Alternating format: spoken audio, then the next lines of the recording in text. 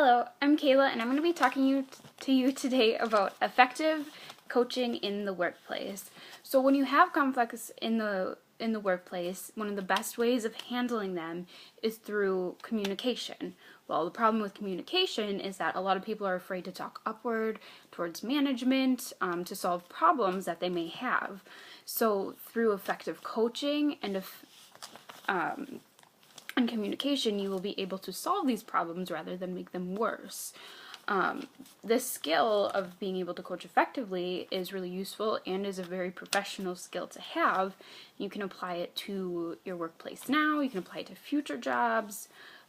So very, very good thing, and I'm going to teach you how to do this. So first, what you want to do is you want to prepare. So preparation is going to help you organize all your thoughts in, to a nice method so you can talk to people and have evidence to back up the problem and kind of calm you down. So say you're angry at something that somebody did, it'll help you calm your emotions because you'll be able to have something in a list or some sort of a format that you can go off of. So prior to a coaching, you want to understand that there is kind of 4 different types of personalities that you'll find in the workplace. You can look at a number of different sources. They kind of have different names. What I used is supporting, controlling, promoting, and influencing. So supporting is somebody who's really, really passive. This person is going to be pretty much there. They're going to be the friend, kind of that manager that's really, really lenient usually and just wants to have good relationships throughout the workplace. A controlling person is going to be very focused on the job at hand. You'll see them doing a lot of really straightforward work, kind of perfectionist in a way, very organized. Promoting is somebody who wants to constantly make people better.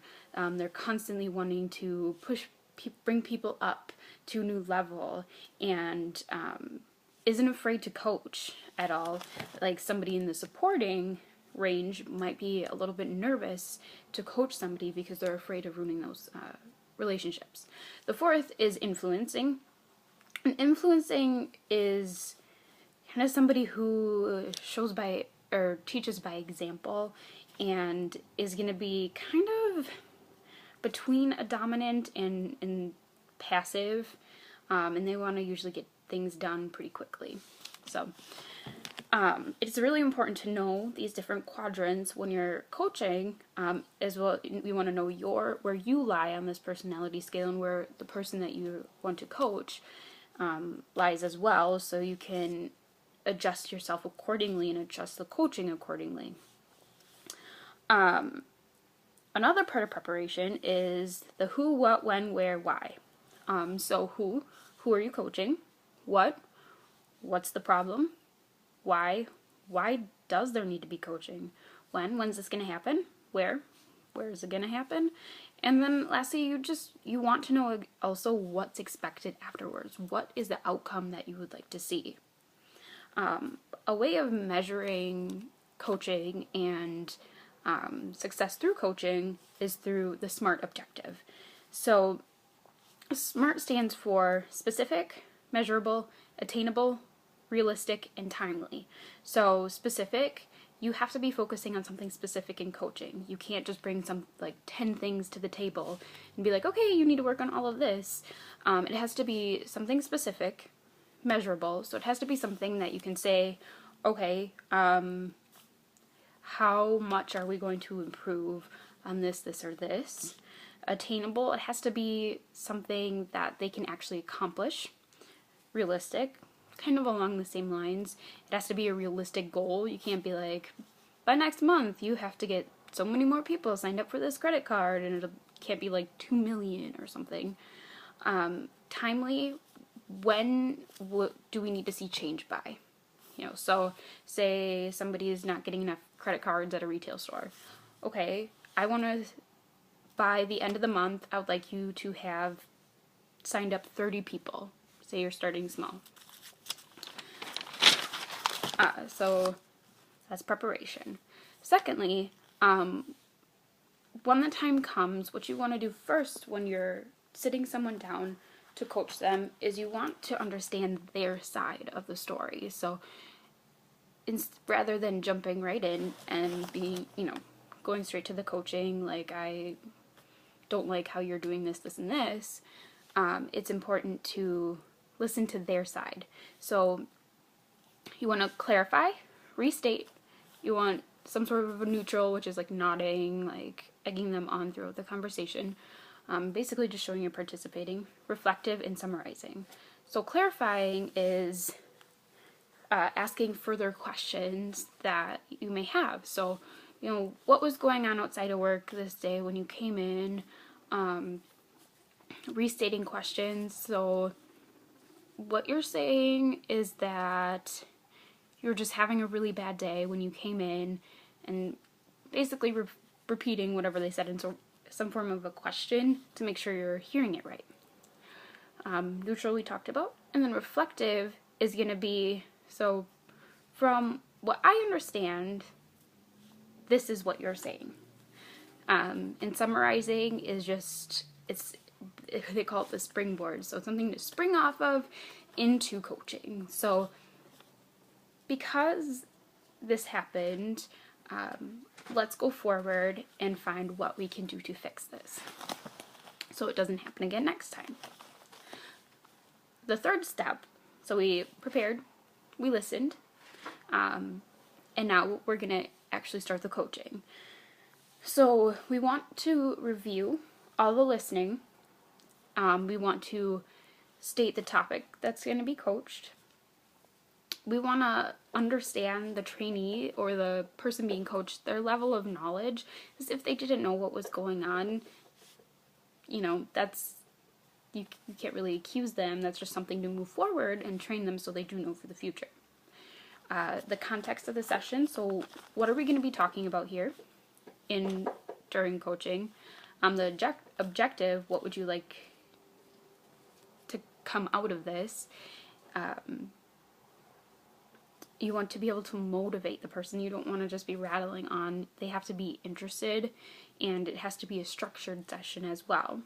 Ground rules, why can or can't this behavior happen? And explain yourself, and then show the outcome. So those are kind of the general rules that in things that you want to touch on during this coaching session so that person is fully aware and completely understands what's going on. Fourth is we're actually doing this talk. We're having this talk. So you want to position yourself in a way that's open, inviting to the person being coached. And you don't want to be mimicking their moves or anything like that, or be in the way or in an awkward position, because that's not going to help a direct conversation. And then you want to relate words to action. So what I'm saying has to have an outcome. So basically I have to tell you, I'm seeing you avoid talking about credit at the registers. By not talking about credit at the registers, we're not getting as many loyal customers into our store, and therefore our sales are dropping. Action. Stress key points. The way you can do this is just by fluctuating your vocals, putting emphasis on certain words, etc. Avoid irrelevance. Basically, you don't want to do anything that's going to be hurtful. You don't need to say, things that have absolutely nothing to do with the conversation. You want to keep it focused and, keep it simple, stupid, kiss. So you also want to stress health and safety in this while you're coaching. So once again, going back to that, why can or can't you be doing this? It all comes back to policies, all comes back to effectiveness of sales or wherever you work. And then you want to be able to pace your information, because not everybody hears things at the same time. So you could be zooming through this because you're nervous, but the person's not catching anything that you're saying. So what you really want to do is kind of slow yourself down and continuously check for understanding as you go. And that kind of leads us into our next one. So, our next item. So we're going to lessen pressure during coaching. How do we do this? You want to stay supportive throughout the whole thing. You can do this by controlling your emotions. Take a deep breath. And like I said, stay open again and continuously ask questions too, and check for understanding. Do you kind of see where I'm coming from? Do you understand why I need you to do this? Excuse me. Special requirements. So does this person maybe need a little extra time to do something because of their personality, because of certain situations? Make sure you address all these. And you have to respect the right to disagree. So just because you feel there's a problem, that person may not feel that there's a problem, and you need to be able to understand that. And if this person does disagree, what you want to do is either continue the discussion, ask, why don't they agree? And if that's still not working, if this person's really pressured, maybe find someone who's a little closer to their quadrant. We talked about those personalities earlier. Find someone that's a little closer to their quadrant to coach them and see if that helps at all. Lastly, a really great thing to ask is, what can I do? Like, what do you expect from me to help you through this? Because maybe you as yourself are a problem to their success. So, maybe they need a little extra support from you, or, some more encouragement, or, pat on the back, way to go. Maybe that's what they need to support their effectiveness. Lastly, as a kind of organizational, you always want to start with something positive. So I really like that you're so personal with customers, but it's really important that we ask for credit at the registers as well, and kind of go from there. And always refer to behaviors that can be changed. So don't say something like, I don't like your face height, etc. They can't do anything about how they look. So it's always got to be a behavior. Today your attitude, I feel like your attitude's a little off, and by changing it, you're really going to help impact our other associates in the store, as well as the customer experience. It's one way. And you want to be descriptive versus evaluative. So basically you want to say, instead of, you did good, you want to say rather, by introducing them to credit, you really made a customer for life today. Thank you for that. It's showing them exactly what they did to receive your acknowledgement. And you want to own the feedback as well. So it has to be coming from you. Be like, so-and-so said this. It's got to be coming from you. And you always want to leave the trainee with a choice, or the person being coached. So you never want to be so demanding and be like, you need to change this, you need to change this. You have to give them the option to change it themselves. Otherwise, it's not going to be effective at all. So for example, say somebody seems to be taking a lot of shortcuts in what they're doing. You can say something, well, what's wrong to say is, that's not right, you're getting lazy again, aren't you? That's not very useful. You can say instead is, I love that you get things done so quick, but I've noticed that you've been taking a lot of shortcuts in doing your work, and it's really important that we make sure we do everything to its fullest so the outcome is the best.